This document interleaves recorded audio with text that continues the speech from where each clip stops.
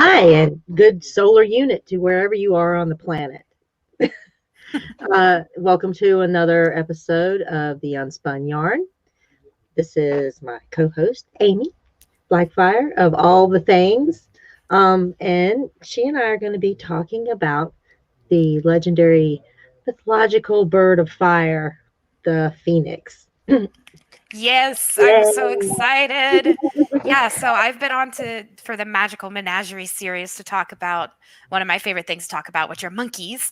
And I Mhm. also got to talk about sphinxes. Nessie was so kind to let me piggyback off of AK's topic, so I was on there with AK as well, talking about that. And Yeah, yeah, that was a Nessie was coming out of her. Starting to sort of semi wrap up her Arthurian legend analysis and wanted to do another installment of the Magical Menagerie, and my first thought was phoenixes.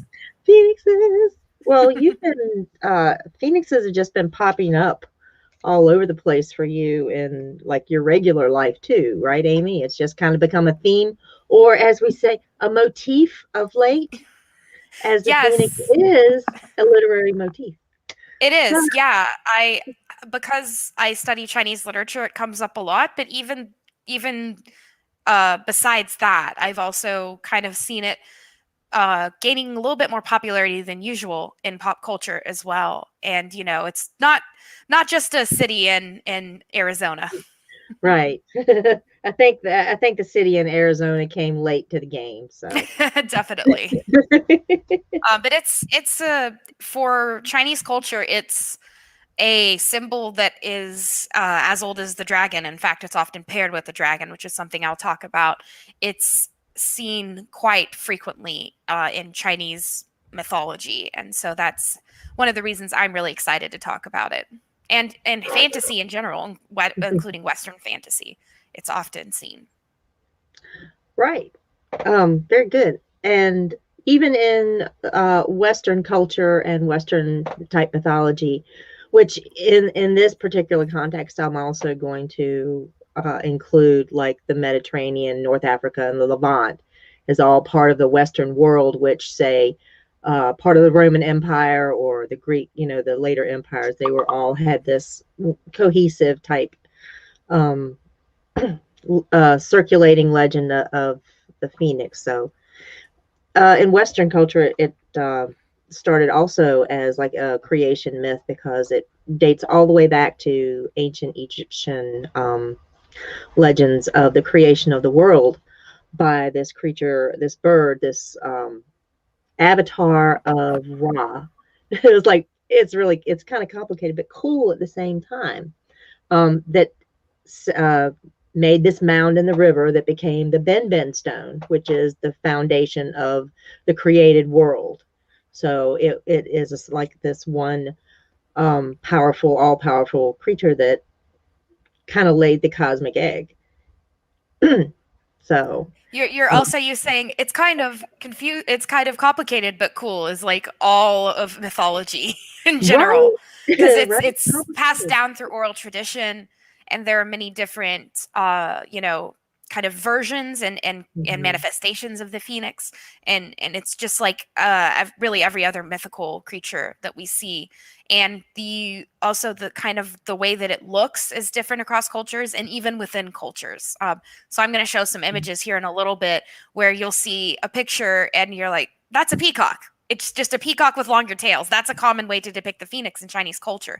And then you'll see it where it's like on fire. And you're like, holy crap, that's a totally different bird. No, it's the same bird. No, It's it's the just a same different bird. Yeah. artistic interpretation. And in it's funny you should mention that because there are myths or stories that it was actually like from the Western culture that it was actually like a extinct species of giant bird that lived like in the northeast region of Africa, either like a giant heron or a flamingo, even a giant flamingo that lived in an aquatic bird. So it's interesting that this fiery creature was based upon like an aquatic bird. So it has that duality of nature, the creation of the world also, and then it has this like fiery transformation, fiery ending. So it's kind of in a way, it reflects like the world's soul, how it has the beginning and end, and it's also like Stephen, you ass. We're gonna kids. We're gonna read today. This is Reading Rainbow with Reading Nessie and Amy. Rainbow. Phonics, talking about phonics rather than Phoenix.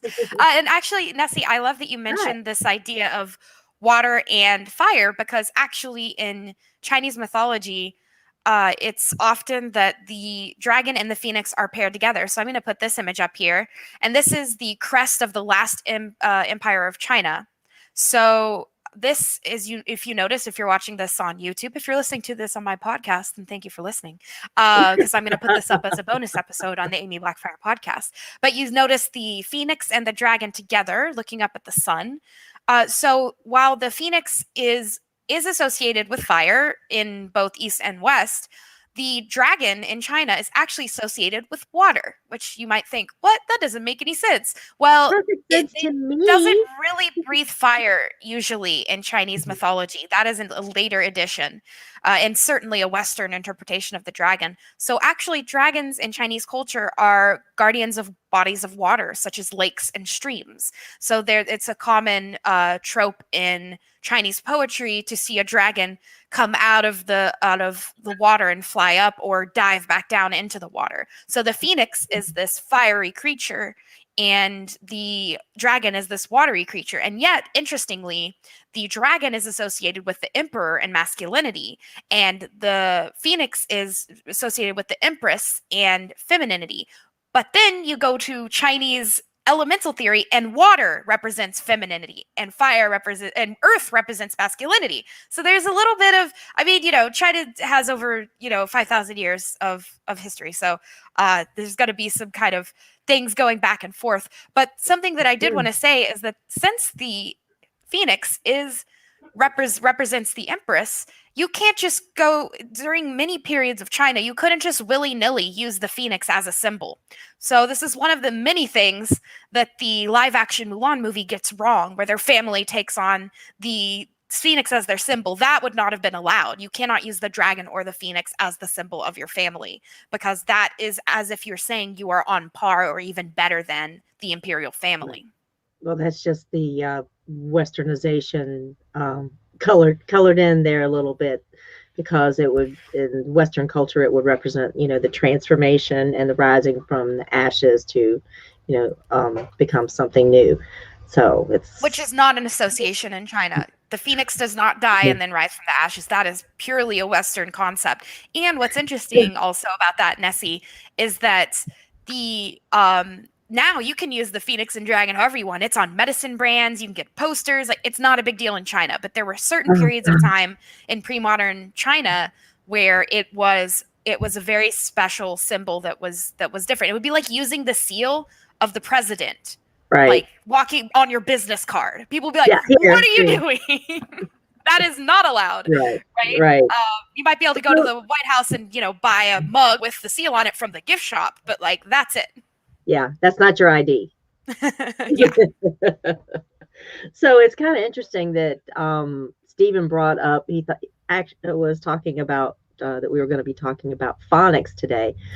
And really, he's not far off, because even the name of the phoenix derives from Phoenicia, which is to the Greeks. This was like one of their colonies. This is like the far east of their persuasion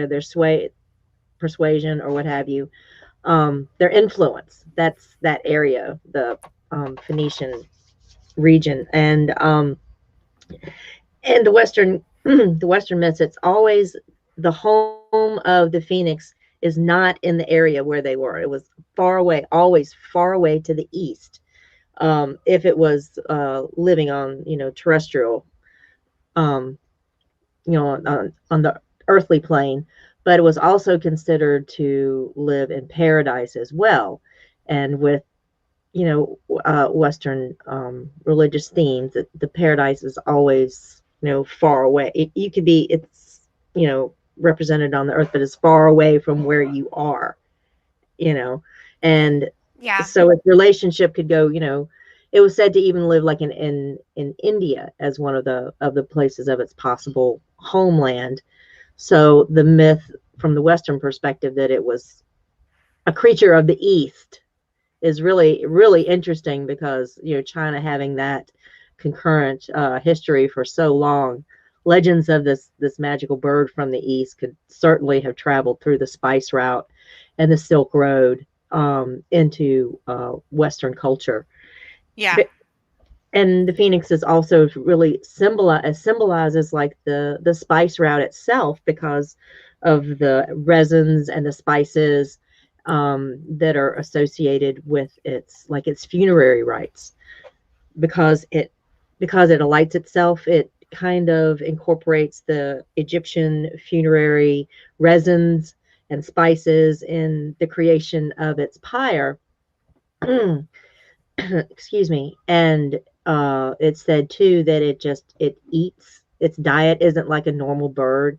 It eats these resins that are produced like in the southern portion of the Arabian Peninsula, or India, for like cinnamon and cardamom and incenses, special incenses that were used in funerary rites. So it just has this east-west caravan like of influence, where it just circulates from the east to the west, and as it ties everything together. Yeah, and I think actually you can connect this idea in the West of rising from the ashes with the Eastern idea of immortality. So there are many symbols of immortality in Chinese culture, particularly Taoist culture, such as the peach, which I've written and talked about on my peach episode of my podcast / YouTube channel. And there is also Aemy Blackfyre YouTube, Aemy the Blackfyre. Aemy Blackfyre, check me out. Hold on, I've got to get my, there we go, plug. Right, You can find me on YouTube, Google Play, Podbean, Anchor, and now Apple Podcasts. Finally, it took forever, but I'm up there. So yeah, it also, there's another, the crane is also a Taoist symbol of immortality, but the phoenix is. So I have this headcanon that the phoenix, as being an immortal being in China, kind of can directly translate to this idea of never dying in the West, and that when it gets old, it bursts into flames, or if it's hurt or whatever. And if you try to kill a phoenix, you can never truly kill a phoenix, because it just bursts into flames and then rises from the ashes. That is a sign of immortality. And so I think that there is a correlation, and there's a relationship between the two. So you don't necessarily have to say that the Western phoenix and the Eastern phoenix are two separate entities. It's just that their associations, it's kind of like a play on their associations, are just slightly different. Yes, it kind of represents like the perfection of the soul, and the journey that one must go through metaphysically or philosophically to become a perfected creature. That's how the ancient Greeks associated with the phoenix. It was not rising from the ashes, but they had this idea of reincarnation, and as the phoenix is reborn from itself, so the human soul transitions through reincarnation to a higher state of being, hopefully hoping for like the perfected soul, which is what like the Ben stone represents, the soul of the earth that is uncorrupted, the primeval earth before anything was marred or destroyed. Yeah, and in Hinduism and Buddhism, it would be, in Hinduism, going into moksha, and Buddhism going into nirvana, this idea of escaping that birth and rebirth. So the phoenix could also be a representation of the karmic wheel, or samsara, this idea of death and rebirth over and over. And also you can look at it as this idea of longevity for Taoists, particularly the so-called celestial masters branch of Taoism. They are obsessed with becoming immortal and worshiping immortals, and that's why they worship the phoenix, because it is, or they use it as a symbol of immortality. It's seen as a symbol of a bird that never dies. Therefore, the Taoists, particularly the spiritual Taoist, must strive toward immortality. And, there are many ways to do that. And they tend to use, also, you were talking about spices, Nessie. That made me think of the little potions and concoctions that Taoists put together. to drink. And Right. unfortunately, a lot of times it had mercury. Don't do that. But mercury also associated with fire. The planets itself in Chinese is Mercury is known, or pardon me, I was thinking of Mars. Never mind. But Mercury itself That's a different stream. That's a different Mercury stream. itself connotes the fire elements as well in Chinese Right. medicine. So there is this kind of constant connection, and fire means also, this is another connection. Fire, right? You have to burn down a forest before it can regrow. There's this idea of rebirth, and there's called the 5 changes theory in Chinese culture. I'm trying to keep it like real simple, but Oh no, you've got let's get weird, Amy. Let's get weird. So you've got 3 of what we think of as the 4 elements, right? So you've got earth, water, and fire, but there's no air. Sorry, airbending. But you've got wood and metal. And fire is basically, if you're doing like paper, scissors, rock, right? Defeats wood. It burns down wood, right? So there's this idea that it burns down wood, which can create ash, right? Which goes into the earth, which then goes back to earth. So there's this idea of a constant cycle, which the phoenix obviously represents, going back to our associations with karma. Great association there, Amy.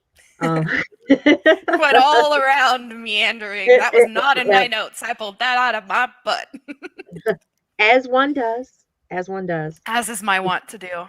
But it does have this connotation of immortality by either living in paradise, which is a place where there's death is not known. It was because it has the association with paradise, reference to the Garden of Eden. Apparently, this is like in Judaic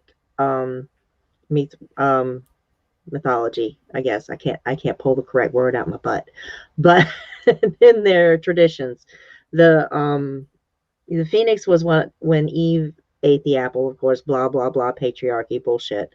When Eve got smarter than Adam, when Eve got smarter than Adam.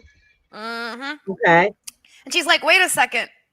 What's up with this? God doesn't want us to know stuff. I want to know stuff. You go, girl. Know stuff.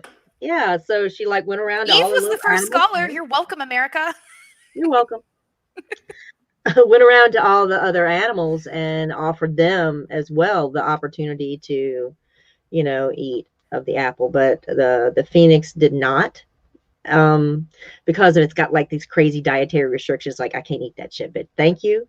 I'm gonna go over here and chew on some bubble gum, gum resin, and live for 1,000 years. But I'm good. But because it passed this test, it was allowed to live in paradise. So it's kind of that same idea of the resurrected or perfected soul, or intellect, or what have you. Because if you're the same soul, you finally like, hey, it's me. Finally, at the end, I pop out. It's a me. It's a me. You watch the Unspun Yarn for the crazy accents. That's why we're all here. And actually, there's one association with the Eastern Phoenix that you could always correct me if I'm wrong, Nessie, but I don't think is in the West, which is love and courtship. Have you come across that in your study of the Western Phoenix? Well, I'd like to... Specifically in the Western Phoenix, there's only one Phoenix ever. Yeah. It's completely celibate.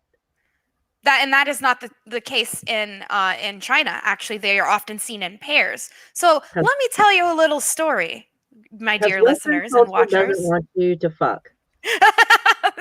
Basically, let me tell you the tale of Nongyu. So here's a nice picture, a depiction of Nongyu playing the flute to attract phoenixes. So Nongyu is chilling, and she falls in love with this guy named Xiaoshi. And Xiaoshi could play the flute so well that it would imitate the call of the phoenix, and phoenixes would come and dance around him as he played. Well, eventually, Nongyu wanted to mac on this guy, so she starts becoming a flute player. And she starts attracting phoenixes. That's what you do, is you change for a guy, the kids, if you're listening. No, I'm just kidding. So what happens then is that Nongyu attracts so many phoenixes, and so does eventually her partner, and they fall in love together. And they are so good at this that they actually achieve immortality. And because of this, Xiaoshi, the man, flies off on a dragon, the male, the male representation, and then Nongyu flies off on a phoenix. So this tale basically shows how phoenixes represented their love and their attachment to each other, and also immortality, because the phoenix is the one who ferried off Nongyu to the immortal realm. So in Chinese culture, often in poetry, the phoenix can also represent love and affection, and particularly also the perfection of a couple, right? Their perfect love for each other that then transcends beyond mortal bounds. That's beautiful. And that is story time. We have poems for you later too, chat. But that was our story. We have poetry. Blue Lemon Tree says, later. I ship it. Nongyu and Xiaoshi forever. Beautiful. That's relationship. So that's a very famous love story in China that has phoenixes directly kind of integrated within it. And you also notice that it attracted phoenixes, plural. So in like you were saying, Nessie, the phoenix is a solitary, celibate symbol in the West, and then in the East they be screwing all over the place. Because why? Western civilization doesn't want you to fuck, kids. And they're wrong about that, Nessie. They're wrong about that. I'm glad you said the F word, because now when I upload this on my podcast, I'll just set it as explicit. Now I can say fuck all I want. That's great. Yay, woo! Podcasting. But yeah, no, yeah. So Nongyu and Xiaoshi, were playing the flute. It's not at all any buried language there about what they're talking about, but they were making that sweet, sweet music, which is also associated with phoenixes, at least in the West it is, because it's like it does this it sings at dawn every day, wherever it is, wherever it lives. When dawn comes, it has this beautiful song that would apparently make even the gods stop and listen when it sang its song in the morning. And then it's also said that when it's time for it to, catch on fire, burst into, when its cycle is done, it also sings its last song, which is supposedly so beautiful it would bring the gods to tears. So yes. Yeah, and it has a similar association in the East as well. Right? The phoenix were attracted to the flutes because it sounded like their calls. Well, the flute in Chinese culture is thought of as the most beautiful instrument, right? It mimics the calls of birds. So we think of birds as natural singers. And so, yeah, it creates music and is attracted by music. And so that's actually, there are stories in Chinese culture about phoenix catchers, those who try to catch phoenixes and, for whatever purpose, and they often play music to attract them. Right on. So it in some of the Western mythology, it's considered like the greatest luck to like see a phoenix in the sky. And depending on where you were in the culture, it could manifest itself as like the heron, like I said, the hawk. It was specifically associated with either the hawk or an eagle. It being described as having the shape of an eagle. And so these were all like, it was a propitious sign if one of these creatures was seen in the sky at like the coronation of a king or the transition of like a dynasty. These were all considered to be signs of great luck and like propitiousness for the new era, the new regime. Does it have that type of connotation as well? I would say certainly it's considered, the term that would be used in Chinese as auspicious. So it is considered auspicious to see the the phoenix, it's also kind of an example of uh, also the beginning of a journey or a really hard time, which is, I guess, the one thing that the live action Mulan did well. When Mulan was really down and out, that's when she saw the phoenix. So there's Mm-hmm. this idea. If you've ever seen Pokemon, the very first episode, he sees this crazy mythological bird Pokemon that flies, and you don't see it for like 50 seasons, and Mm-hmm. that is modeled after the phoenix. This idea if he was starting his Ash was starting his journey to go Right. catch them all. And And that would be Moltres, correct? yes, I Yeah. think that was, yeah.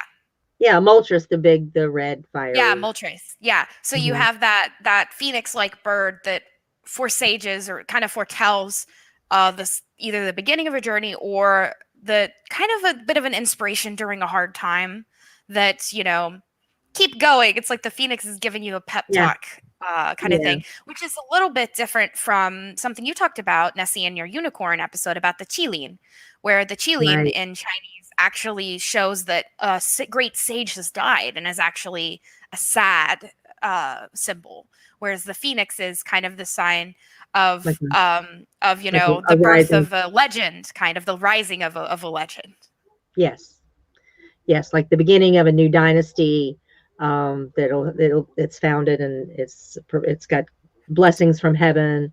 It's auspicious, like you say. It's to show that the regime kind of has the blessing of the divine, that whole Yeah. divine right of kings thing, where, oh yeah, God says it's okay. This is who we're supposed to die And for. Micah is coming at us with Oh, a great correction. It was actually Ho-Oh who was the Pokemon. We would never, we'd never want to be incorrect about Pokemon. You've got to catch them all. There's like 700 now. yes, Original we wouldn't 150 want is to Bay. miss Mon anyone. No. Yeah, we don't want to miss Manu. Yeah, but yeah, and obviously it's an anime, so coming from Japan, so there's a lot of similar associations in Japan when it comes to the phoenix. But since I'm a Chinese studies scholar, I mostly focus on China, so I don't want to speak for Japan. But obviously, with that episode of Pokemon, it is clear that it has at least that similar association Right. in And Japan. also that Ho-Oh is a bird of many colors. Yes. So yeah, see, Micah, I do know. Which reminds me of this image that I have, if you're watching Right. on YouTube, which is where it basically looks like a cross between a chicken and a peacock. And that Peacock. is one artistic representation of the phoenix in Chinese painting. And actually, it is said that many artists would travel to India or import peacocks from India in order to better their representations of phoenixes. Hmm. And that image that you had posted looked like another bird from I think it's from the West India, or the around India, um, Southeast Asia, the bird of paradise, which Yeah. has all of the same beautiful colors, the same color scheme. Um, and of course, given the name bird of paradise, it would have that Western association with the phoenix itself, as it lives in paradise, and it has all of these beautiful colors, most notably like gold, and purple and green and red. Yeah, So these kinds of gorgeous colors. And here, this is a scroll from I think it's the Ming Dynasty, but I'm not positive. Don't at me, people. I know they're so worried that I dated this right. But yeah, here's a Chinese artistic depiction of it, and has all of those colors that Nessie was listing off. You've got the gold and the green, blue, and red. And you notice there's kind of looks like a little bit of sort of flames coming off of its head. And if I can see that right, it also kind of looks like it has a little beard. So it has kind of a sage aspect to it. And yes, as Micah says, very pretty burb. burb. Yes. Well, and that kind of goes back to, this is like the most powerful and most pure bird, in our on the material plane. So birds always have this like association with the spirit world, or the soul itself and reincarnation. The Egyptians represented part of their soul that was their personality was based as a bird. So it's like this little bird that, there's their body, their soul, and then there's kind of like their intellect. And this was always represented like their personality as a bird. And the phoenix also being, the avatar, the avatar of Ra, and being his spirit, like his spirit bird, his soul was a bird, the phoenix. And so the bird soul, that part of your soul is always represented as a bird in their mythology. Yeah, and I don't know that much about Egyptian mythology, certainly not as much as you, Nessie, but isn't there a kind of a bird form that is associated with death? I may be misremembering something. You're not, because that's also Osiris, which is, I think it is Micah is going to get me on this one if I don't get it right. Okay, it's the crown of Osiris. I think it is. It's also the giant heron, but when it's in its Osiris manifestation, it wears like the crown, the circular crown of Upper Egypt, no, Lower Egypt, where the delta is. And so it has more association with the underworld and the afterlife of the spirits. So there's still that two-sided face of the phoenix, where it's associated with life and also death and rebirth.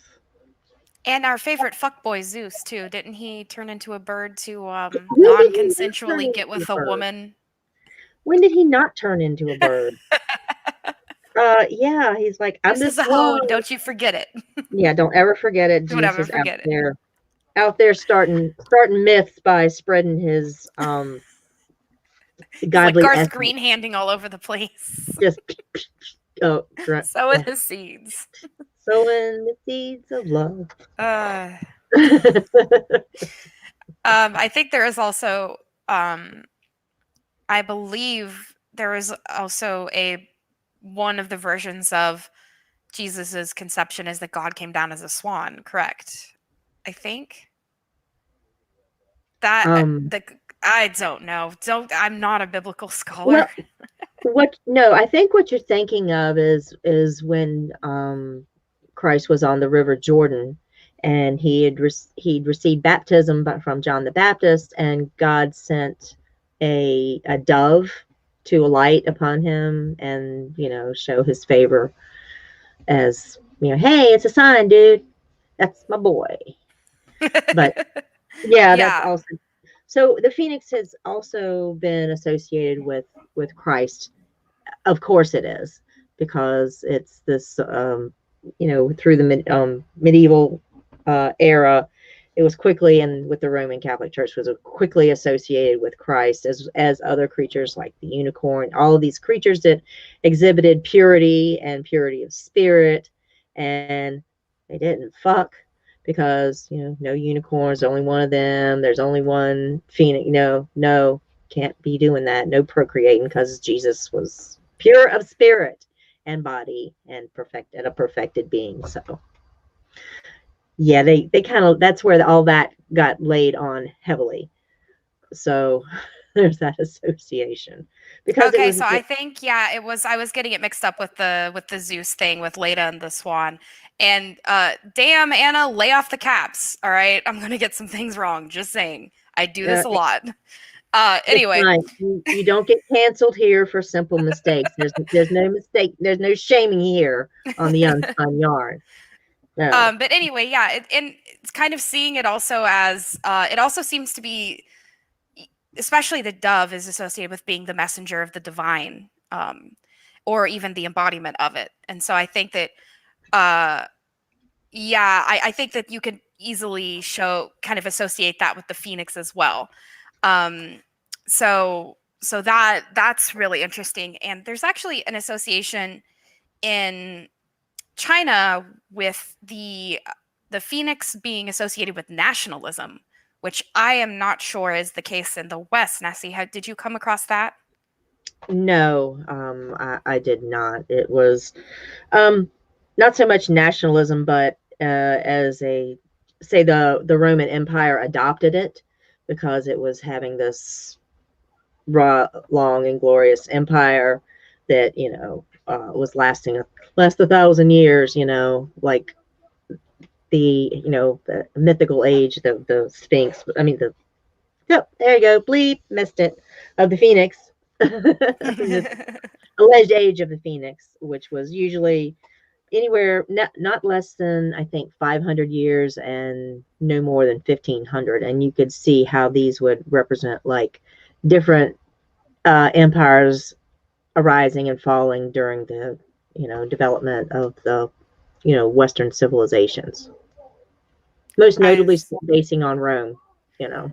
Yeah, and so I have a poem. I did a I did a story earlier, so now I have a poem, and this is kind of shows how the phoenix can be associated with kind of Chinese nationalism, particularly Mhm. I distinguishing it from the steppe peoples such as the Mongolians, the Khitan, the Tartars, the peoples of the northern steppe. So here we go. And I hate using this term barbarians, but that is actually the translation of the Chinese word that's being used, so I apologize. The barbarians were wiped out, and the imperial capital, which was Beijing, was founded. When dragons fly and phoenixes dance, its feathers soar. To the left, it is embraced by the vast sea among the endless sky. To the right, it is flanked by the Taihong Mountains.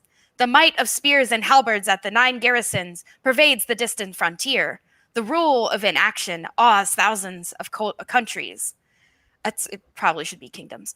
A time of peace when everyone enjoys utopia come true. Our empire, like a golden bowl, lasts with the shining sun. That's from a story called Du Shiniang sinks the jewel box in anger. So there's this idea of this is about the founding of the Ming dynasty, which was the second to last dynasty of China.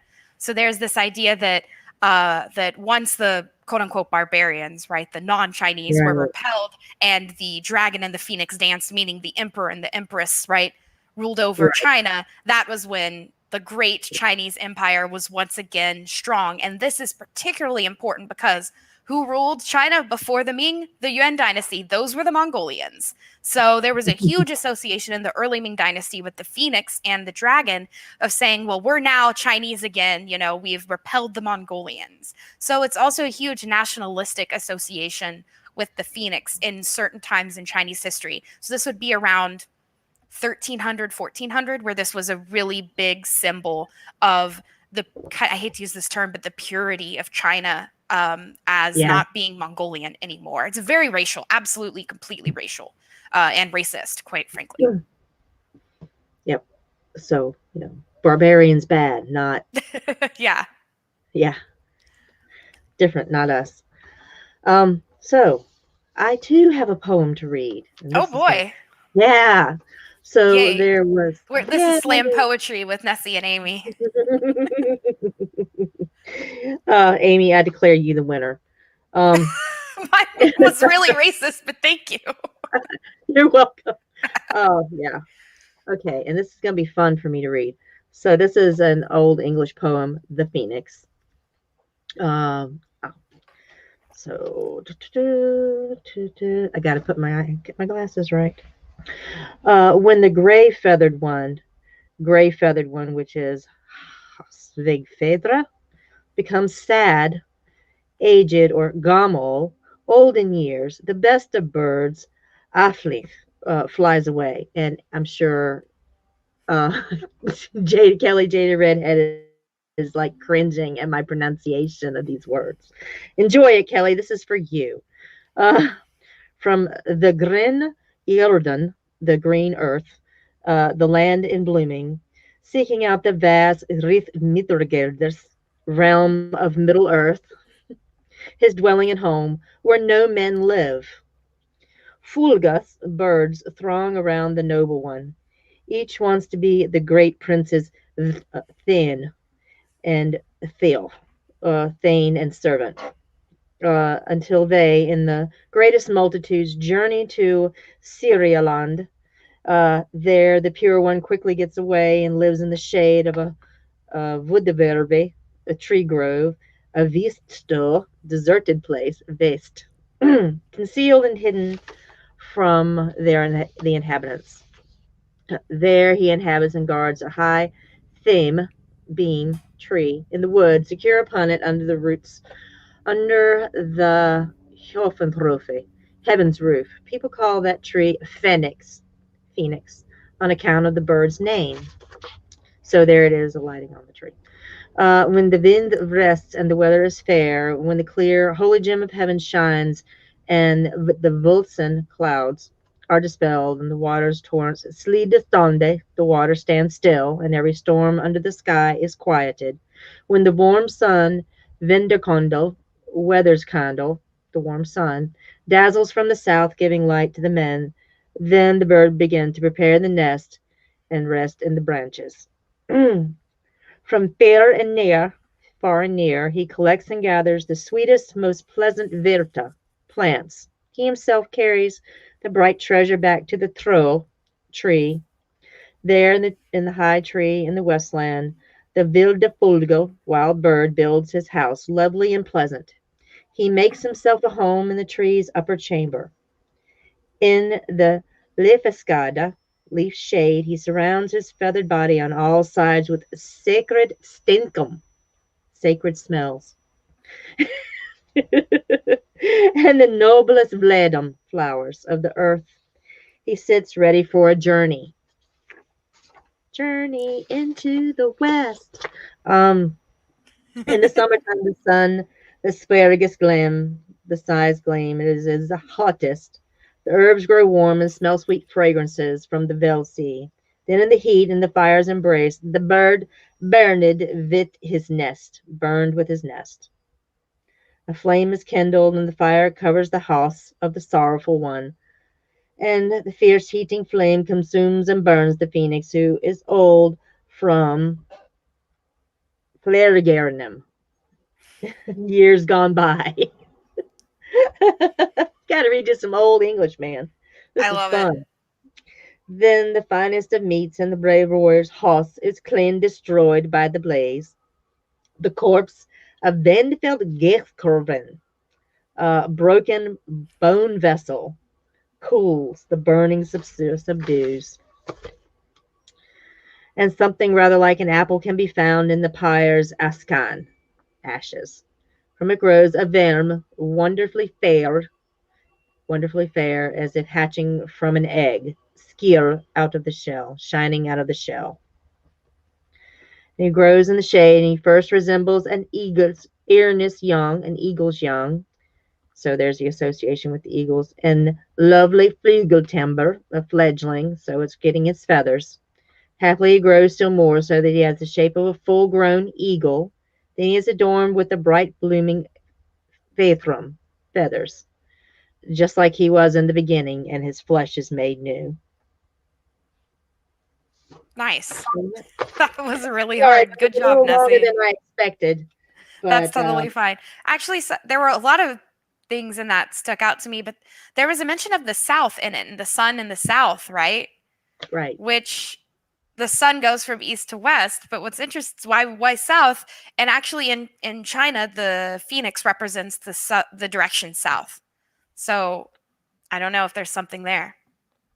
Yeah, it has its association with the sun, but also with Egypt, where from an Anglo-Saxon's perspective would be as far south as his ideas could extend. Yeah, So it would have definitely. that southern association. Wow, that was Yeah. difficult. We've got the chat giving you applause there. Hey man, old English isn't easy, man. New I English made isn't attempts. easy either. Chinese, old English. You never know what you're gonna get here. Definitely. Have a language lesson. Well, we're coming up on 8 o'clock here. lots of applause in the chat. Thank you, chat. I appreciate that. That was labor of love and nearsightedness. That was some tiny print, man. Next time I'll have to make it print larger. So Oh, dang it, mid-roll. Micah. He's like, I'm back. Did I miss the poetry? Yes, Yes. you did. You have to come back and watch because that Yep. was a lot. I love it. Yeah, you'll have to get that That on was the not reel. easy. And it'll probably sound even better on Amy's podcast. Amy, tell us about your new podcast. I'm so glad you asked. So yes, I have a blog, asoftchineselit.wordpress.com, and my YouTube channel, youtube.com/Aemy Blackfyre. But I decided a lot of people like podcasts. They don't really care for, having a video in front of them. They just want to hear my beautiful voice. They don't necessarily also need to see my beautiful flowing hair. So Yeah. I decided to put those in podcast form. So if you search anywhere on Podbean, Anchor, Spotify, Apple, Google, just search Aemy Blackfyre. It's Aemy Blackfyre with a Y, and I will be there ready to talk about things in your ear. So that's what I have going on. Is it plug time for what I've got coming up? Yes. I said a plug, a pluggity plug. I said a plug, pluggity plug. All right, everyone. I'll let Amy plug all of her things here. I don't try to restrain her. I don't limit her. Yeah, you to don't three. understand me. I'm like someone else. Anyway, I started early so you could have plenty of time. I cover about 5 fandoms. So my A Song of Ice and Fire content that's coming up, I have Yin and Yang and black and white symbolism in A Song of Ice and Fire. I'm going to have on Bronze Steries to talk about that. Then I'm also going to talk about aka Bronte. Who's that guy? And I'm going to have on Low to talk about cross-dressing in A Song of Ice and Fire. They are currently writing an essay about Lyanna Stark and the Night of the Laughing Tree, and I'm going to talk about Mulan and kind of her how it's similarity, you can like compare and contrast with Alara/Sorella, and also Brave Danny Flint, my favorite, really my favorite kind of historical character in the Song of Ice and Fire universe. So that's exciting, and I'm very excited for that. And I have 2 His Dark Materials episodes coming up. They're both going to be a character study, so I'm going to focus on Mary Malone, and I'm going to have Lo on for that as well. We're going to talk about kind of how science and religion and how she kind of squares the two. And I'm also going to talk about Marissa Coulter and the monkey imagery that surrounds her because I love monkeys. I've talked about it on Nessie's channel, and I've talked about it when it comes to Tyrion Lannister. I'm very excited to talk about monkeys. And I'm starting X-Men content. I'm very, very excited. I'm going to have Kelly, aka Jettied Redhead, on, and we're going to go through the comics. I'm going to talk a little bit about the Phoenix and Saga in the X-Men comics later in the stream, but we're going to do a whole episode about the Phoenix Saga, and we're not necessarily going to go in chronological order. We're basically just going to pick sagas and talk about it. So even if you're not a comic reader, please come and enjoy us talking about that. And I might also do some content on the animated series. Who knows what's going to happen? That's going to be fun. So I'm starting X-Men. And I also am going to have my 4th episode of Buddy Banter, where I have on a friend to talk about whatever they want to talk about. Yogi's coming on. He's going to talk. We're going to talk about Kung Fu Panda, all 3 of the movies. We're going to have a really good time. The topics go all over the place. They're really fun. That's the only time I go live on my channel. So please follow me and hit that little bell so you know when I'm going live, because it's going to be sometime in March, but it's never the same time each month. So yes, I'm very excited. Also, I'm on a little something called John Webster Film on YouTube, and we just started doing it as a podcast. So it's called Cinematic Realms. So we will be up in podcast form starting this coming weekend. So please check us out. We talk about movies. It's really fun. yeah. Kelly's like, that's random as hell, and I love it, talking about Kung Fu Panda. Okay. Was that all the things, Amy? Oh, yes, I promise. All the things, because on March 10th, we're going to be doing an episode of Bleep the Patriarchy. Bleep it, Joe. Bleep it. And this is going to be Bleep Ahoy. And our guest, our very special guest, is going to be Kelly, the Jaded Redhead, who's going to be talking all types of nautical misogyny and bullshit. So we're looking forward to that. Talk about some ships. And she cringes just from the name. She cringes. I can see her literally cringing right now just from the name Bleep Ahoy. So Bleep ahoy. Bleep Ahoy. Everybody I'm loves telling it. you, that is our best title yet. Kate, I ship it. Well done. Yep. Puns. We love puns here at the Oh, I love puns so Oh, much. I love almost got them. kicked out of the Slack for punning. What Oh, can you do? did the pun police pull you over? It's always a pun police. Ugh. Were they pedantic? Unnecessarily so, Nessie. Oh, and then our very special episode of the Legends of Avalon series. We've got Lady Gwen, who's going to be coming on the March 24th episode, where we'll be discussing the once and future Queen Guinevere of Avalon. Avalon too. Yeah. Queen Guinevere of King Arthur's court at Camelot. So we're going to be talking about that. And then I think we've got an episode coming up on toxic masculinity. Yes, we do. Guest to be determined. So if you or someone you love would like to come on the Unspun Yarn and discuss toxic masculinity and how it has, affected or shaped your life, or if you feel free to come on the Unspun Yarn and talk about it. For a nice counseling session about your toxic masculinity problems. We can talk it out. You can talk it out. Yeah. So I think that's all the things we have coming up. Got some stuff coming up on Here Be Dragons. We're going to be wrapping up our WandaVision, our coverage on March the 7th. There's going to be, I believe, a retro review on February 28th, and I don't know if we have the poll results yet. Amy, do you know if we have poll results? And normally the poll queen should know, but here we are, live research. I'm going to see if I can... Where's Steven? If you're in the chat, I think do we have a he stepped winner? out for a second. So it still has 24 minutes left, but 24 minutes left, people. This is the deciding factor. This is the swing state vote. We got to be coming in hard for whatever favorite you want, so long as it's not Buckaroo Banzai. It's in fourth, so I think you're good. But Batman Returns is in first, and Highlander is about 3% behind. And we're at 92 votes, so it would probably take a lot to up that to get, that 3%. So it's probably going to be Batman Returns, but we'll see. But Highlander's coming in close behind. Yeah. So vote. Go out.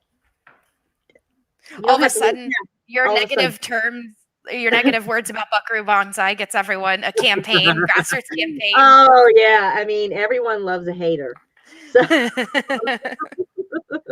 the whole Buckaroo Banzai stand. Yeah, and you can go to the Here Be Dragons YouTube, or pardon me, Here Be Dragons Twitter and vote. Right now, you have 23 minutes left, so go vote. Yeah. Go exercise the right to determine your own content. That's the way it is. Because that's how we run things around here in our anarcho, whatever Potter always says, anarcho-syncretic commune. Yeah. So, take just a few seconds to like the video. If you haven't subscribed, I'd appreciate it. All the people who are here who are longtime viewers, longtime subscribers, thank you very much for coming. Got so many friends in the chat. There's a name I haven't seen before, Lefrenic. Nice to have you in the chat. And of course, some old friends like Micah of Clark, Kelly, the Jaded Redhead, Kate Bertinsky. I know, let's see, Wheezy Squeezebox is here. Lady Leaf Underhill is here, of course. Potter, our resident Brig Troll. So many good people. The Blue Lemon Tree over at the Silent Sisters podcast, I believe. Yep, the Blue Lemon Tree. Thanks for coming. Appreciate it. Glad to see you here. Voice of Geekdom, Anna Iglesias, and I think that's going to be about it. So, Reflective Ramblings here too. Hi, Reflective. Hey, RR. Hey. And hey, Emma as well. And hey, Emma. Emma popped in for a bit. Oh, there she is. Hi. Just finished work. It's 1 a.m. here, and y'all are getting me through. Thank you so much, Emma. We try to stimulate our audiences and keep you going through this quarantine time, make you think about weird stuff. So, hope you finish up early at work. Get some rest. So, this phoenix bird, yeah. Well, you were saying that it is something that has, of course, been very quickly. And oh, Aaron's here. Hi. Yes, you also exist. And as always, this is the mid-roll. It happens in the middle. Still more content. So stick around. Yeah, that was just a midway mark. Yeah, you sweet suffer child. No, like we're only going to do 55 minutes, please. Yeah. Boo, no. So it carries over into a lot of it's pop culture now. It's just part of the imagery and myths and stories that surround us. Everyone is, I mean, it's not like you go up to somebody and say, do you know about Phoenix? Even, like the least person knows at least something about a Phoenix, even if it's just, a state in the Western, one of those square states out West. Hey, Danny. Also saw Danny there. Hi, Danny. Yeah, so I would say that the most common associations that particularly Westerners would have is fire and rises from the ashes. There's a huge association of with kind of I like, for example, whenever an artist has a comeback, don't call it a comeback. Anyway, then they constantly go like, they rose like a phoenix from the ashes with this next album. There's this kind of idea.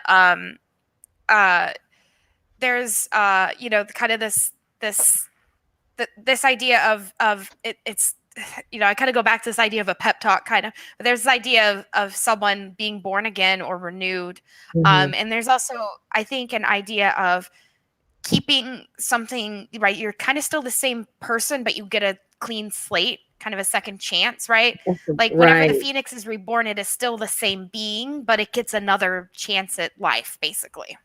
Yeah, because it always waits until it's like old and decrepit, like its feathers are molting off. It's like in the poem that I read, it was full of sorrow because of, everything like it had seen in its life. It's low energy phoenix, Low energy phoenix is ready to retire, build its little nest, cover itself over in all these resins like an egg. That's one thing that they use that, in the funerary practices of the phoenix. It creates like this resinous egg from all of the embalming type. These materials were all used in embalming the mummies and creatures in Egypt. These resins, and to prevent the decay of the decay of the body. It would also have these sweet smells, so to cover up the the fragrances, the stankum, as it says in Old English, but to cover that smell with these sweet resins and fragrances is to anyway, to create this egg where the creature would be reborn from. Even though it's not an egg that's laid, it's created of its own essence, so to speak. And then he goes inside, and then so like the reborn phoenix, the phoenix reborn, the sweet little chick, that's us in 2019.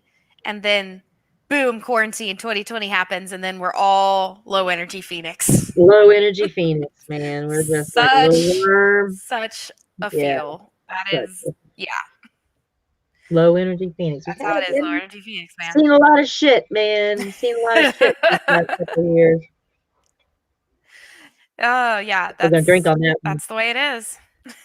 Yeah, we're going to drink on that one. So, was 2020 the year of low energy phoenix? I think so. And the zodiac, you can be a rooster, which is my sign, and it goes through the elements. So you could be a fire chicken, which is basically a phoenix. Blaziken. Blaziken. Little Torchic. Little... Torchic. The Yeah, Elvis that's what it Blaze, is. he looks like Elvis. Have you It noticed that Blaze does. looks like Elvis, like 70s era Vegas Elvis with the jumpsuit? You ain't And nothing but a Pokemon. blazing all the time. Oh my God, that's great. Well, And like Elvis, Elvis is said, Elvis is still alive. So totally. you So he's like the associate that. Phoenix. I really need an artistic rendition of Elvis as a Phoenix, like on stage shaking his hips. Like, artists, please get at me with that. I would love that so much. Oh, that would be wonderful. Get on that. Get on it. Give us some tasty Phoenix Elvis imagery. Oh no. Yeah, that would be great. I love it. Now it's like all I could think about. Going back to Chinese culture, another thing Potter. that's another Okay. thing I he's have to address obsessed with. the duck in the room. He's obsessed with Howard the Duck. Okay. So I have to ask the question because in the Western stories that I was talking about, the bird imagery that Phoenix arises from has these associations with aquatic birds. So are we saying that a phoenix is a duck? I'm gonna go with no, because I don't. It's actually, that I know of, not usually associated with, like, we have duck ponds. Like, you think of water, obviously, and in Chinese culture, at least, it's not usually associated with water. So I'm gonna go no. A phoenix is not a duck. Oh, sorry, Potter. Good try, though, man. Good try. Good try. I've got to give it to him for his persistence.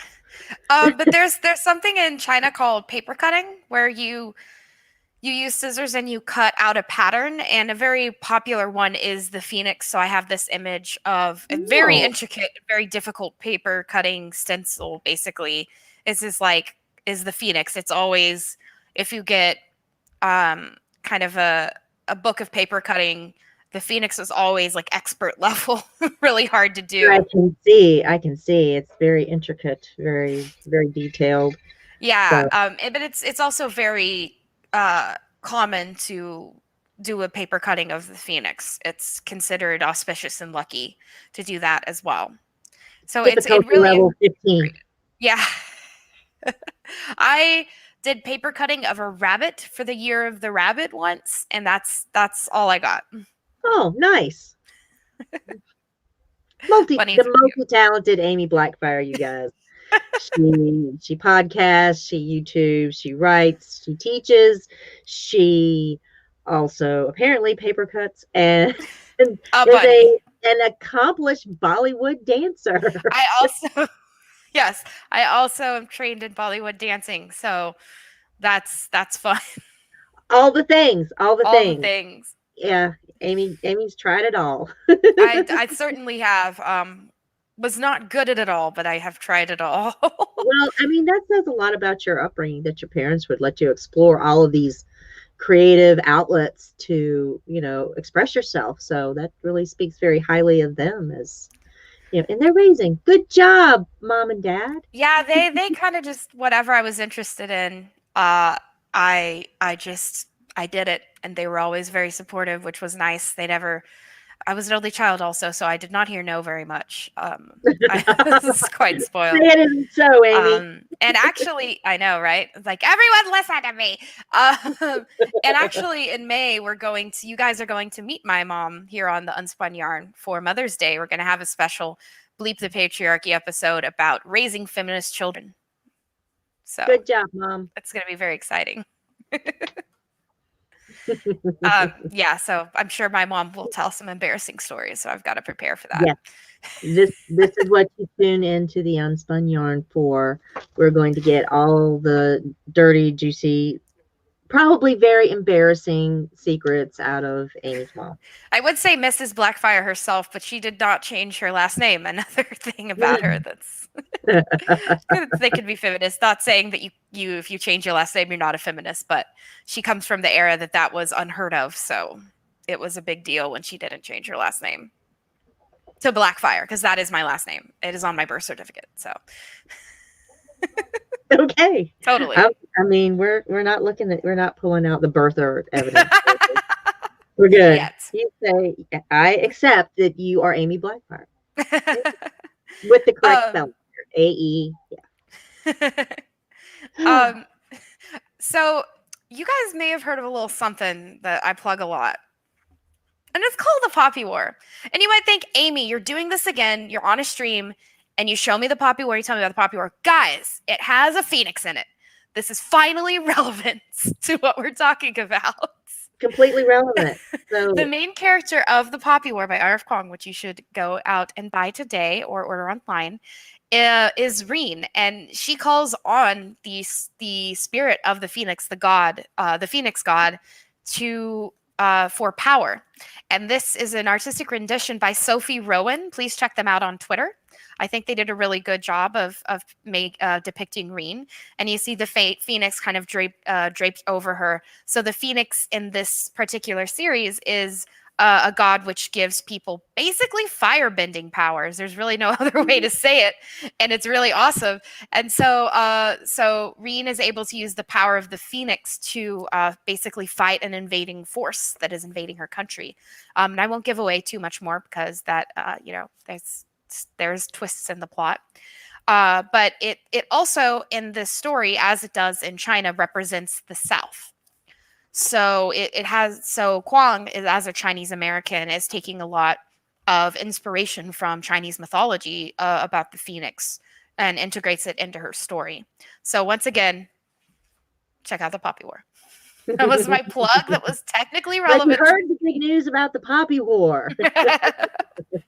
Wait, I think John made me a banner. I think it's still there. Yes. Have you heard the good word of the Poppy War?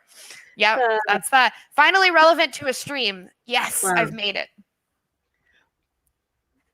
It can happen. It can happen. But yeah, we were gonna. I mean, that was part of this. The creation of this entire stream was because, as you were discussing earlier, the phoenix has been cropping up again and again and again in pop culture and fantasy fiction. Even popular or not so popular movies, but at least attempts at popular movies. And well, there was that Phoenix movie that they tried, man.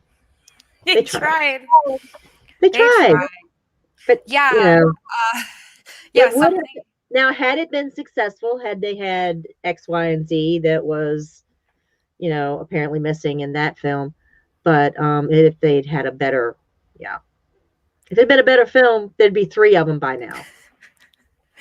Yeah, it's let's talk about the comics which were successful in X-Men, the Phoenix Saga. The comics of which that travesty was not actually based on, but were actually a very successful and very popular run of comics in Marvel. So yeah, so I actually have written down the issue numbers. Give me a second.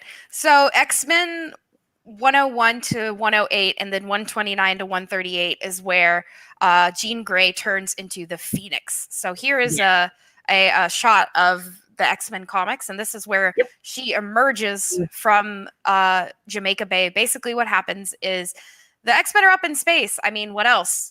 They're doing space adventure things. They're doing space stuff. They need to get back down to Earth, and the only way to do that is for Jean Grey to use her telekinesis to send the ship back, but she also has to protect herself from radiation, and it doesn't fully work. And she basically absorbs this cosmic radiation, which turns her into Phoenix.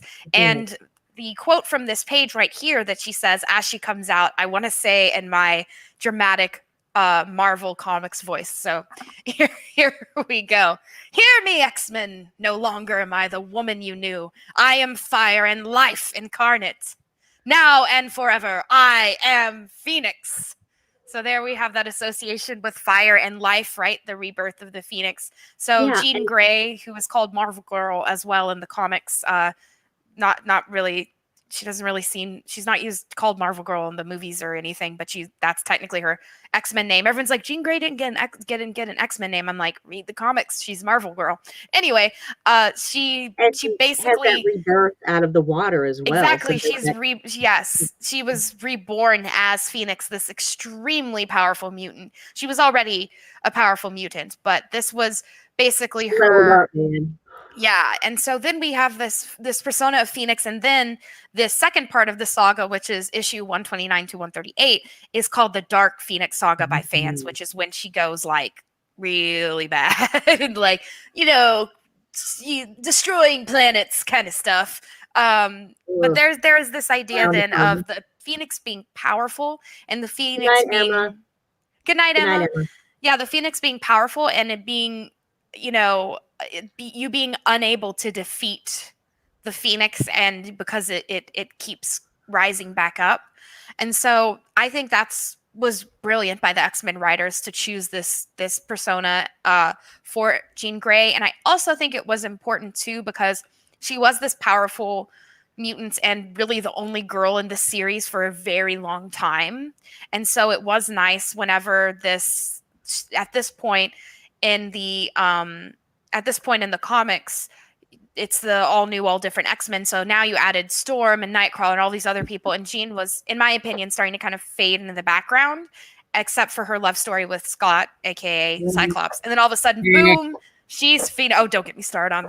I could do a whole rant on Cyclops. Anyway, but she this is kind of her. This is when she becomes really the most well known of the X-Men. Definitely, other than Storm, definitely of the female of the X-Women.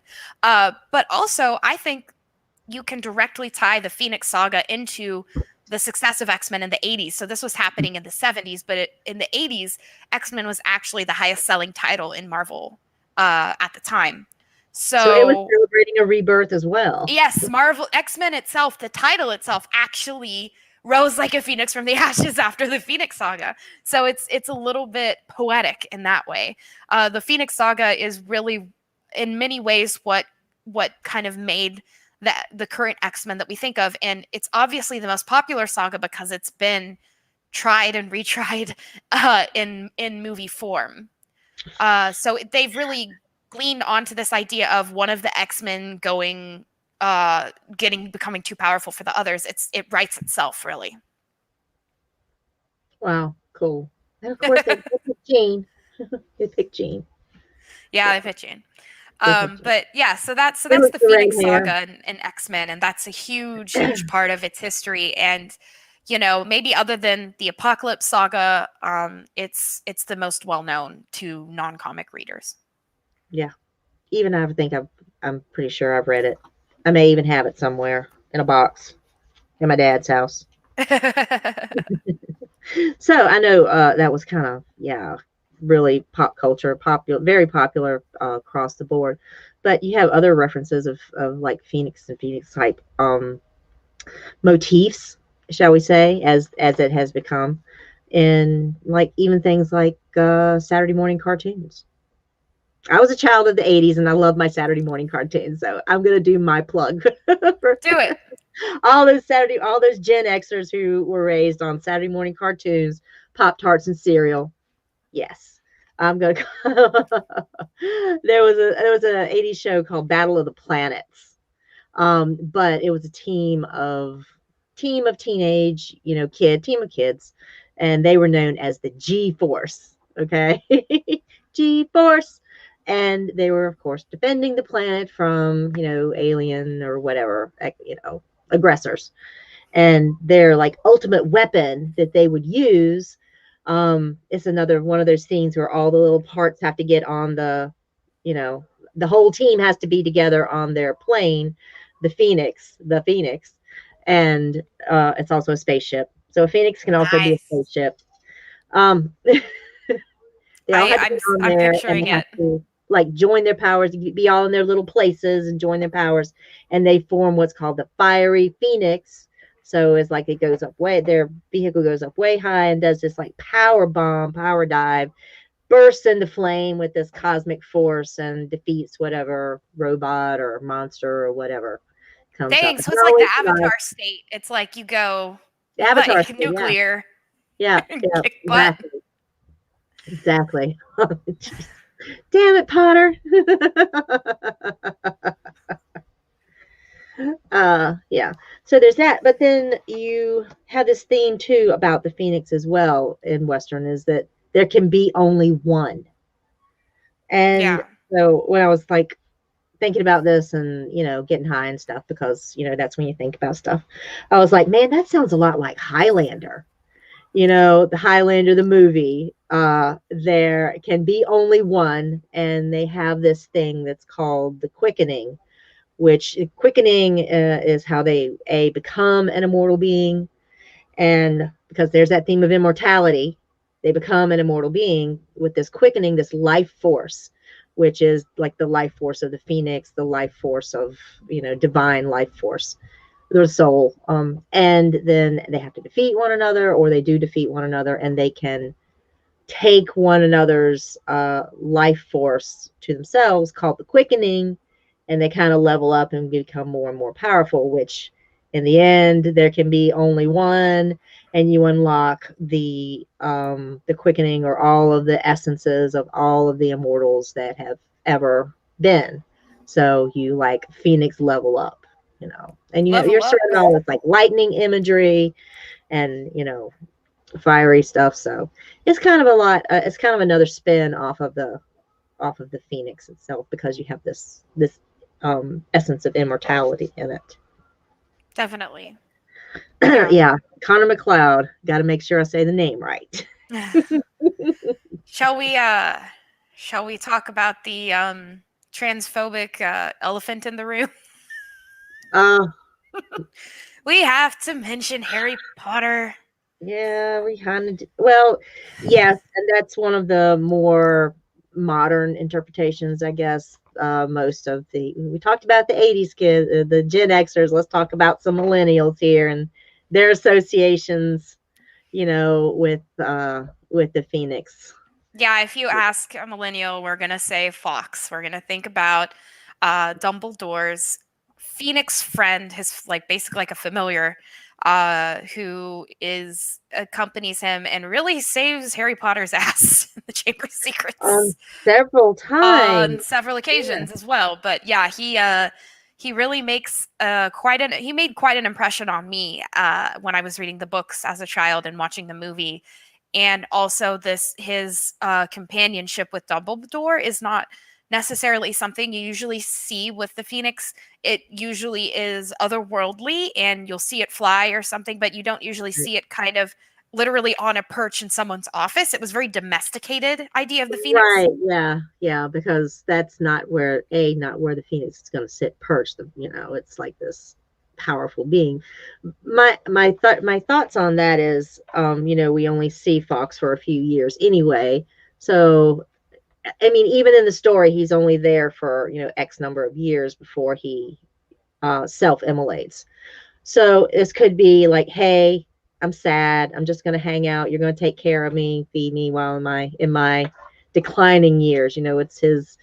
Dumbledore is old. The Phoenix is old. They're all going through they're both going through their transitions, shall we say, at the same time. They've kind of at the end of their life, and they're sort of a reflection of one another. Yeah. Where, say, Ra has his spirit friend, or his avatar, which is the Phoenix itself, then Dumbledore is able to use the avatar of the Phoenix to intervene in places where he shouldn't intervene, or what have you, for some reason. It's like that id ego type of thing. Like, I want to do this, but I can't for reasons. So, it's like Because reasons. because reasons. One aspect of Fox too is that his tears have healing properties. I have not heard that. Definitely not in Chinese No, mythology. Is that no, a rollingism? yes, that's a very late entry into the modern lexicon of Phoenix attributes, is these healing properties. It's associated, obviously, it's from his tears, so it's associated with his eyes. And that's kind of, I think, interjecting in some like Christ-like attributes to the phoenix, where Christ had healing powers, Healing. and using of like um, holy items or what have you, relics, things like that, were said to promote healing. So having these tears of Christ, so to speak, or what have you, um, having these healing or restorative properties is strictly a Christian adaptation. That's also, obviously very late entry. So these There's are, yeah, also that idea of the sorrow of the phoenix, right? Fox's cries, and then that allows him yeah, to help Harry. So yeah. there's I also think that it's like, idea of the sorrow. yeah, and then having it doing it's almost like its swan song toward the end, where it's talking, it's so powerful that it can, defeat all evil, and restore balance, and things like that. So Yeah, and I believe also whenever Dumbledore passed away that Fox did one last song and then flew off and was not seen again. So if you yeah, kind of want to look at that as, okay, he was domesticated for Dumbledore, but he was not going to be that way forever. It was kind of a mm-mm, temporary state. He saw something special in right, Dumbledore. right. It was kind of the sign of kind of like a very powerful sage, this auspicious, because not only was he Dumbledore's quote uh, familiar, I think they were more like a partnership, because the Phoenix chose to be with Dumbledore as opposed to this uh, kind of like imbalanced relationship you would have, a wizard between its familiar. So this Yeah, was like more of a Hedwig is partnership. like, just constantly having to fly around in all sorts of weather conditions just to send Harry's letters. It's just like, dang, give that give that bird a Use the rest. part of Earth, man. Use the mail. Yeah. Send a text. Isn't Text there a exists. spell for this? Yeah, you could just send one of those little writing things. Yeah, but um, yeah, and then too, when I can't remember which movie it was when Fox actually, immolates himself and comes back as the little chick because he's looking so bad. Was it Half Blood Prince?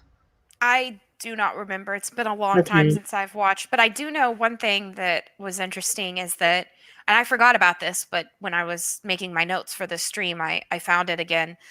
But, it's often in wands in the Harry Potter universe to have a core of something in it, like Yeah, a I was gonna unicorn bring tail that or up. whatever. And so in the twin wands, right, that are held by Hmm. Harry and Voldemort, he who shall not be named.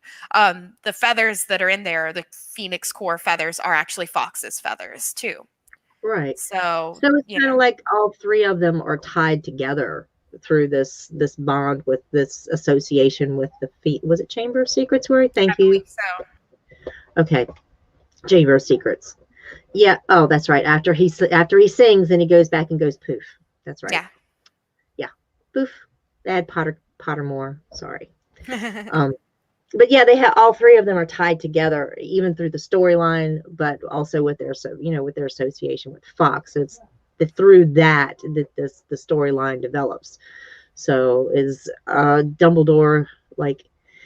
I guess he's like the intermediary, because he had association with both Tom Riddle and with Harry, and his failure with one is where he's trying to, with Harry, like make amends for his mistakes in the past, and he's kind of using his relationship to you know to repair the damage that he feels ultimately responsible for.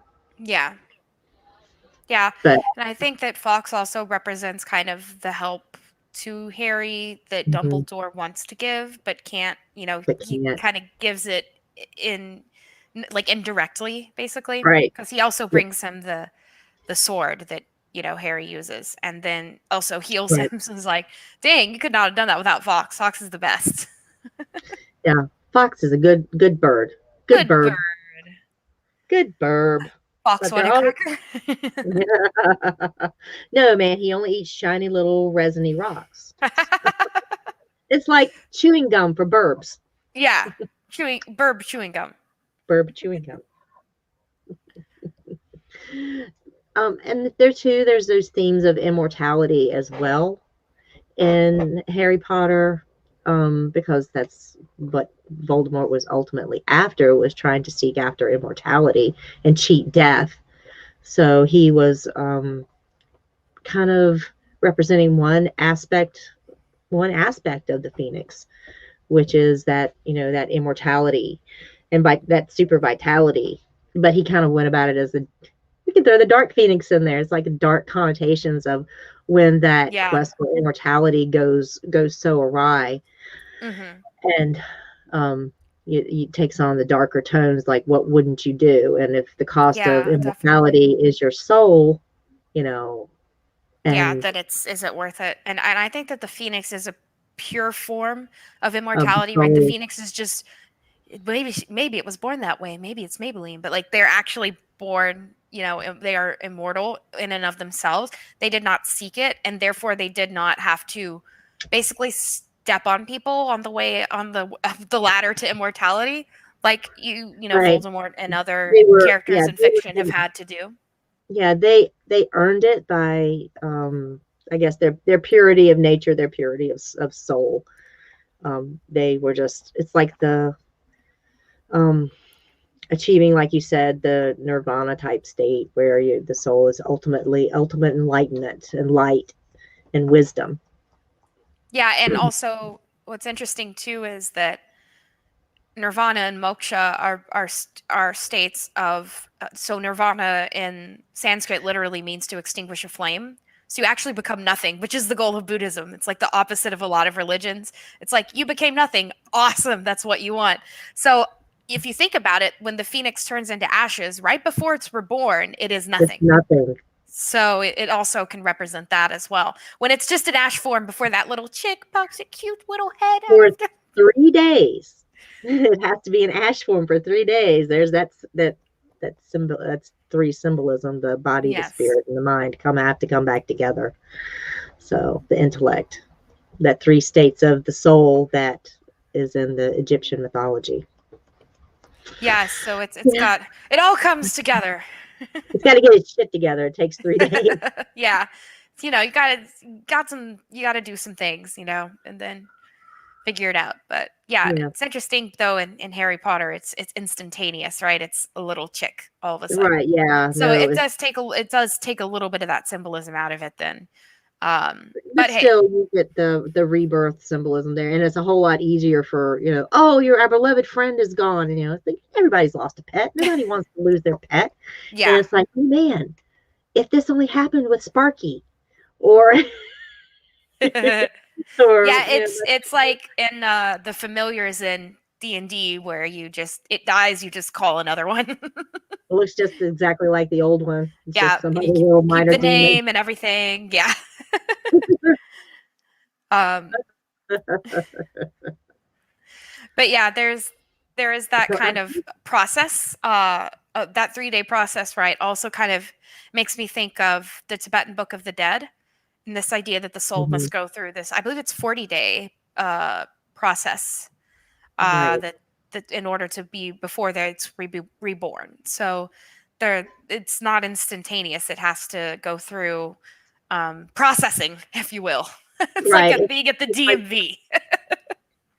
oh my God, the DMV is like, what's the name of that place that you said? What's it called? The waiting room of between rebirth and death. Oh yeah, it's it's the waiting It's room, the waiting Sarah. room, Sarah. Oh man, yeah, basically, it's Well, basically limbo. I did describe it once as a vanilla womb, so I can dig it.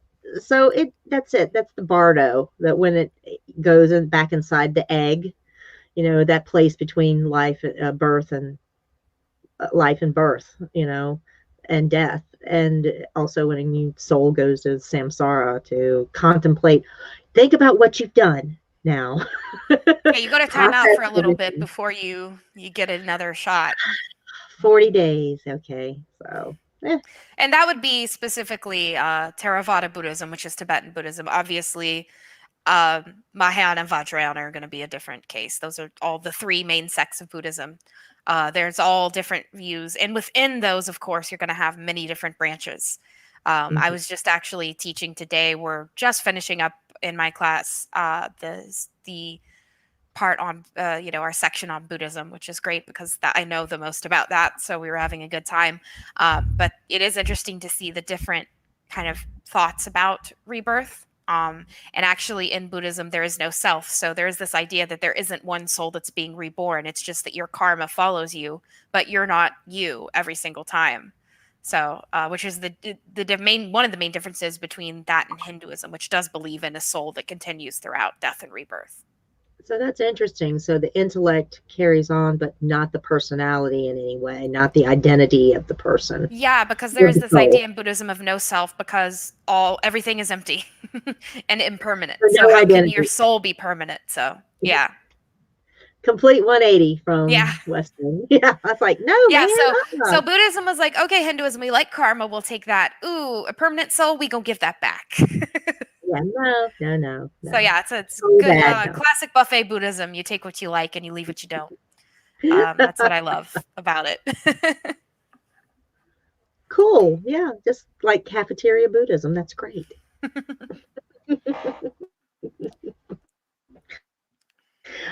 And it's kind of cool that that's one of the places, India, where it's said that, the phoenix comes from. It's land of this. It was like, as the empires expanded, like there's like this vague reference, when the Macedonians got all the way to India. That was like as far as their mind could comprehend anything going, and they came into this contact with these different people and their different ideas. And I'm wondering if that's part of the influences of how the later interpretations of the phoenix were incorporated slightly, somewhat into the Western ideals. That bridge from India to to Greece, to the rest of the classical world, and disseminating out into the Roman Empire and Western Civ. So it's that bridge from east to west that just, it's fascinating. It's cafeteria Phoenix. They took what they liked of it, like immortality, good, 1,000 years, that's great. The dim sum of belief system, I love that. awesome. It's the dim sum of belief systems. You take a little bit of what you want. A little bit, Yeah, little bit, little I bit. also Yeah. think that the idea of it being transitory, the idea of it being able to fly and be so free like that, I think Mhm. also helps with this idea of it as a bridge between cultures, right? And it's never in one place in the same place at once, really, unless it's in ash form, basically. Right. It It's always goes constantly moving. like the salmon swimming upstream. It has to go back to where the place of its birth to be reborn. So that's Yeah. that's kind of a cool concept. No matter where on earth it is at the time, it has to go back to its origin. So the place where the soul came from. It's pretty cool. Yeah, definitely. Which is why I think it also perfectly fits into that Chinese association with nationalism as well, because it's seen as in between the Yellow River and the Yangtze is thought of, or Yangtze, you might have heard, Yeah, is I've, considered I've like heard of it. the cradle, the birthplace of Cradle Chinese civilization. And so there's this idea that the phoenix may fly far, but it always comes back to China, to the heart, to basically the heart the of China, heartland. Yeah, the heartland, exactly. to the river. Yeah, I guess that technically there's those water associations if you want to make them. Yeah. Well, yeah, it is. It goes back to the kind of like the delta region of China, where the Western Phoenix has to, go back to Heliopolis, and which is the delta region of Egypt. It always has this association. It has to return to water, to go back to water to be reborn. Yeah. And water is often a symbol of life as well. I mean, every living thing needs it to survive. And so in China, when the phoenix returns to water like that, it's actually meeting back with the dragon, and that energy would be like exchanged again, and they're both like, is that like the rejuvenation type thing for It could be seen the, because there is, the dancing dragon the and phoenix dancing, together. mhm, Yeah, it is seen as kind of. It's also seen as them representing secular the secular cycle. nature of life. So they fly in a circle. So they kind of represent also the and time as well is not necessarily seen as linear in traditional Eastern conceptions. It's actually seen as circular. So that also can represent the marching forward of time, but actually you think you're marching forward, but you're just going in circles. So yeah, there's definitely those associations as well. Yeah, that's pretty cool because we saw that imagery on the crest of the Ming Dynasty where the two are like kind of facing each other. Yeah, we've got And this forming that again. and forming that circle. The Yeah, and I think actually circle of life. this is the actually I believe this is the crest of the Republic of China, which came actually it might be the crest of the Qing dynasty. So the very last dynasty of China too, the was not ruled by Han Chinese people. It was ruled by Manchus, who were a type of Jurchen steppe people. So they also wanted to prove their Chineseness by using the We're phoenix. Chinese too. We're Chinese too, so they use the dragon and the phoenix. And you can also look at that as that unfortunately makes it hierarchical. The dragon is above the phoenix because it is the male over the female. Go ahead and drink, patriarchy. Yeah, let's take a big old drink for the patriarchy. Oh man, yeah. But it is also, even though both are seen as immortal beings that are extremely powerful, the dragon is seen as stronger than the phoenix. But I will say this, Of course, that the dragon in Chinese culture has to have that little pearl clutched in its claws in order to fly. So the phoenix can fly without that. I'm just saying. Right, I think the phoenix got it going on. She got pure freedom. Yes. Pure freedom. Pure energy. So I see the phoenix as more powerful because it doesn't need the magic pearl in order to be magical. But that's just my opinion. It's just magical because of its just very nature. Yes. Yeah. Well, can you think of any other cultural references? Any more modern literary callbacks to the phoenix? And I am at the end of my notes, so I do not currently have anything, and nothing has popped into my head. I don't know. Maybe people in the chat can think of some phoenix where they've seen phoenixes before, but we talk some Harry Potter and all that. I wanted to give Micah a little shout out because if you didn't know, Micah is working on. He's a writer. He's working on his own book, and one of his characters is being associated with fire and immortality, Juno. So she has a lot of connections with phoenixes as well. So that's good. That motif is just carrying right on. Good job, Micah. Keep writing. Keep writing. Yes. Oh, and there's another little note. So yeah, follow Micah on Twitter and at Planetos Podcast, where you might have some trivia about minor characters or things of that nature. But did anybody in the chat have any questions for Aemy or myself? Oh, Kelly got it. She's got her Phoenix connection. My family lives in Phoenix, Arizona. Interesting that they've got a red bird symbol for their mascot in there, and that the Cardinals out there now. Yeah, and it's also hot as hell there, so I think hot AF.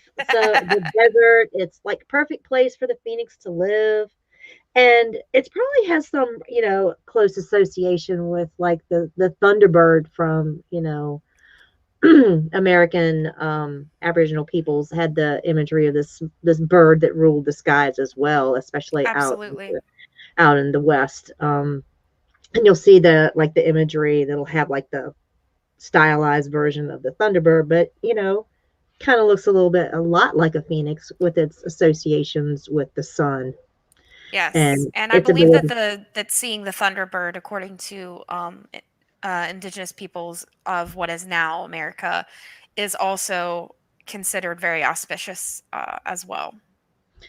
Yes, and it was also seen as well. It's rare to see it. It's rare to see it, and it's also seen as like a protector of the people, like their to keep them safe from, like, these storms would come up out.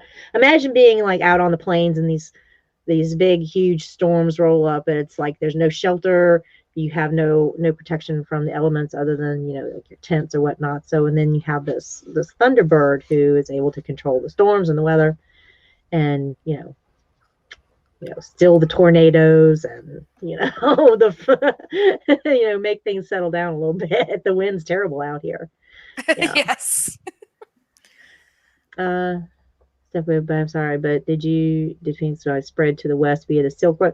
There, we had mentioned too that there's a lot of connotations with the travels from east to west via the Silk Road, especially having, the Phoenix has all these connotations with these spices and things that would be associated with the east from a Western perspective. All of these incredibly expensive things.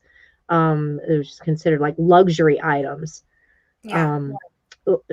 For the spices are worth their weight in gold at this time, because travel. Yeah, and you could easily call it the spice road. So basically, from China, they were sending obviously silk, but also tea, and China, literally fine China, right? These kinds of things, and then they were getting spices from India back. So there is that kind of idea of goods from there and back. But the Silk Road would have been around 600 CE, so that is a little bit late for what we see through a lot of things. So, it is possible that either it's just one of those things where it crops up in multiple cultures, or like Nessie was saying, there was this large bird at some point that people, mythologized as the phoenix. Yeah. So it's all part of the world monomyth, as we like to pull like with the flood myths, where you see them in multiple cultures. But definitely you could say that the myth of the phoenix was strengthened by trade, such as what was going on with the Silk Road. Right. The ideas were reinforcing themselves because, it said, oh, this is where the phoenix lives. Oh, okay, cool. Yeah, we have a phoenix bird here. Of course, we've said all along, this is where it lives. So, seeing sightings of the phoenix, or tales and images carved on temples or on official documents or whatever, just reinforce this belief in, from medievalism, that's where the phoenix lived. Yeah, of course it is. I've got it right here. It's on this document. Yeah, and when we talked about this on our stream about phoenixes, pardon me, that's what we're talking about right now. Sphinxes. There was there are these the sphinxes certainly were an import into the East from Egyptian and kind of North African, Central Asian cultures. We can see the direct, but the phoenixes, I find, at least for what I've seen, Nessie, I find the phoenix a little bit more nuanced in its it feels more like a two-way back and forth than other kind of mythical beasts. Right. It draws very distinct lines. It's kind of the split in, the philosophical values and ideals, like, okay, Western thought and Eastern thought. You can see it there in just the dichotomy of how the sphinxes, that's three, y'all. How the phoenix is represented. So, yeah. Also out of Egypt, just like the Sphinx. Hey, so Greeks thought everything. Egyptians be doing all the stuff. They be doing all the stuff. That's where, the Greeks got everything. They stole it all from Egypt. I'm throwing it out there now. Egypt was the first. They got the OG, the OG ideas out there in the north southern Mediterranean area. Yeah. The Greeks stole it all, adapted it. Just you take it and you put your spin on it, and you put your name on it, and you call it your mythology. Yeah, you spin that yarn. Spin that yarn. Yay, trademark. Some restrictions may apply. Your mileage may vary. So I think we've come to the end of our discussion, and everything from here on out is just bullshit and drinking to the patriarchy, which you're all welcome to. Bleep it, y'all. Bleep it, y'all, and we will be bleeping it very soon. On the high seas, we On the shall be high bleeping it. seas, yo. Bleep it on the sea. Our first aquatic adventure. So, Bleep ahoy! bleep I'm sorry, I ahoy. can't get over it. It's the best title. Nessie didn't even have to run it by me. She's like, we're gonna call it Bleep ahoy. And then later you're like, Amy, are you okay with that title? I'm like, of course I'm okay with that title. It's the best. Yep, you never know. You never know what's going to be going on over Chef's here kiss. but on Chef Kiss. Well, I think we're going to wrap it up here. It's a little early. Sometimes you get more, sometimes you get less. Today, we're going to go a little early.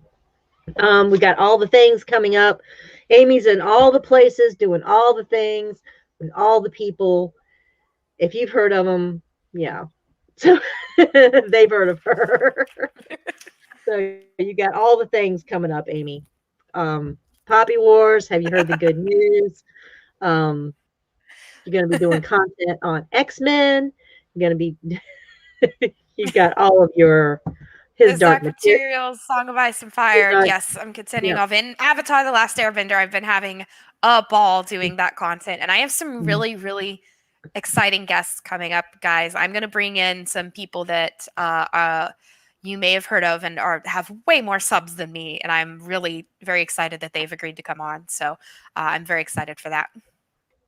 Yay! Yay! New guests, new friends. I'm telling you, Avatar: Last Airbender brings everyone together. Yeah, Last Airbender brings all the folks to my yard. Folks to my yard. Well, it is. It's great. Avatar is like wonderful. I loved it. I really, really enjoyed it. And I just did like my 7 millionth rewatch a couple of weeks ago. And I was like, yeah, just as amazing as I remember. It's just every time it still impresses me. So which is better? Legend of Korra, Avatar? I don't know anyone who says Legend of Korra is better. Is there someone who actually thinks that? I don't know. I'm asking the expert here. And what's the send your hate mail to we3dragons@gmail.com. Yeah, I mean Steven answers that stuff, not me. So. I love the steampunk vibe of Korra, but that's about it. Yeah, I love Otherwise, Avatar: Last Airbender is better in every single possible way. Yeah, I love steampunk. You can't mess with the classic. You just can't. Yeah, I think that's something else we share is the love of steampunk. Yes. So, yeah. Inject that steampunk directly into my veins. Huh? Maybe that's what we'll do our buddy banner on. We'll do some steampunk talk. What? Yes, whatever. You're the buddy. You pick what we banter about.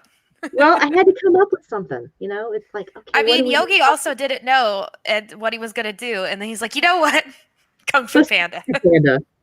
You know, literally anything. Unless it's like I always say, unless it's why we should be sacrificing children to volcanoes, I say yes to every topic. Yeah, let's not do that. Let's not do the whole Joe versus the volcano theme. No, we're good with no sacrificing children allowed on Buddy Banner.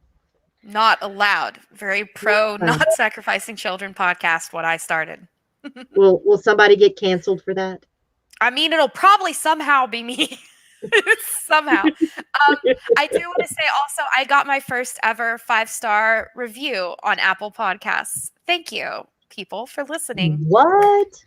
I'm very excited. I'm officially rated. You love those Apple reviews, don't you? I love them so much. Oh, you're like Eliana gets to read the Apple reviews. Yes, and she also loves, I think, the Podbean comments. Whatever, she goes crazy for them. Yeah, those are great. Yes, leave comments.